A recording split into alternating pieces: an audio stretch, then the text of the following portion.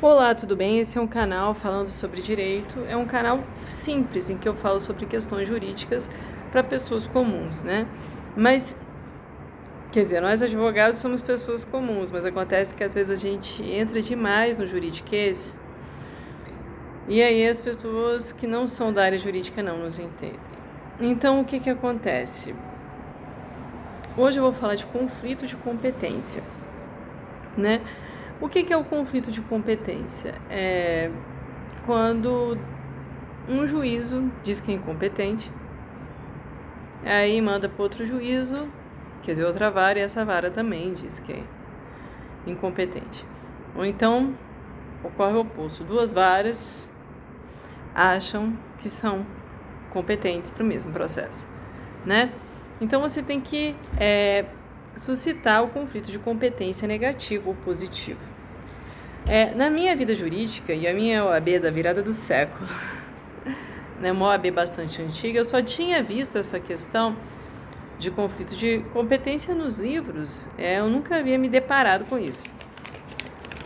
Mas assim, eu vou trazer isso para vocês e aí a gente vai tratando disso aqui. Peguei um filhote de cachorro e ele tá aí. E eu vou tratando disso aqui à medida que eu for resolvendo, né? Que é uma questão jurídica interessante. Que quem decide é o STJ, o Superior Tribunal de Justiça, né? Não é o Supremo Tribunal Federal, é o Superior Tribunal de Justiça, que é o tribunal de nós, pessoas comuns.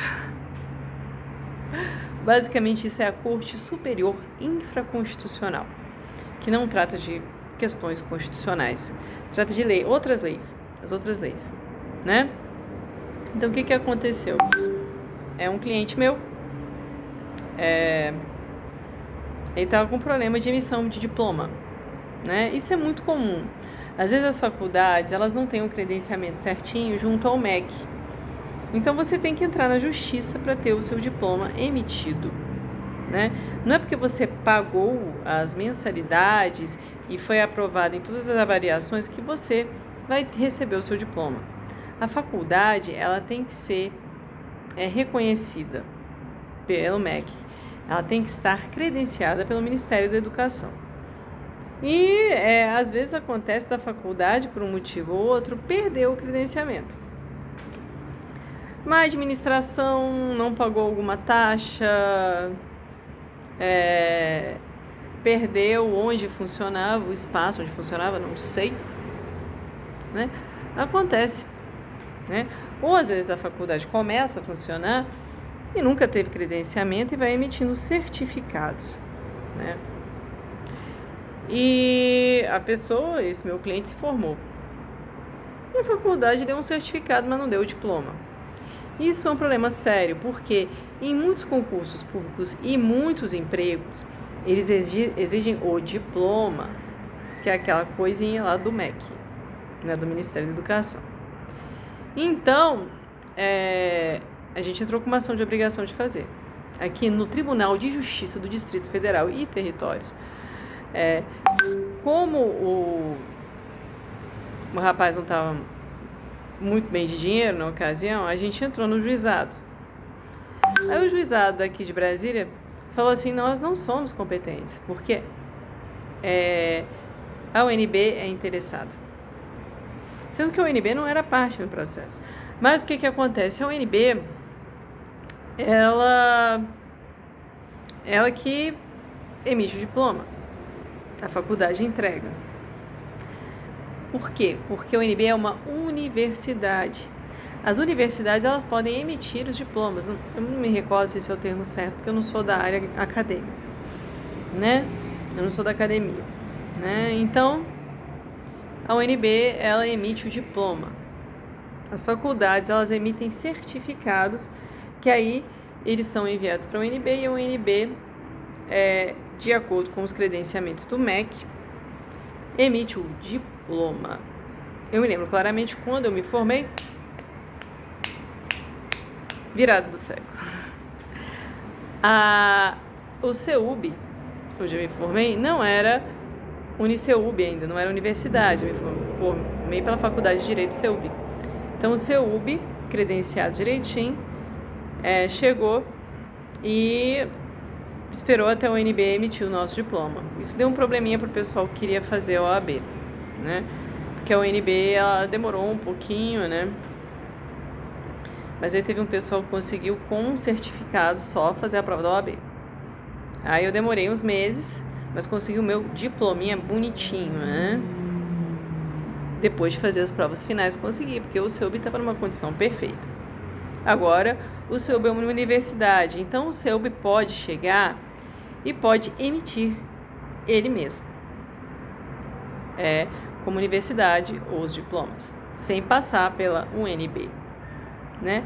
Mas a UNB é simplesmente uma emissora, né? Ela emite, ela não tem participação.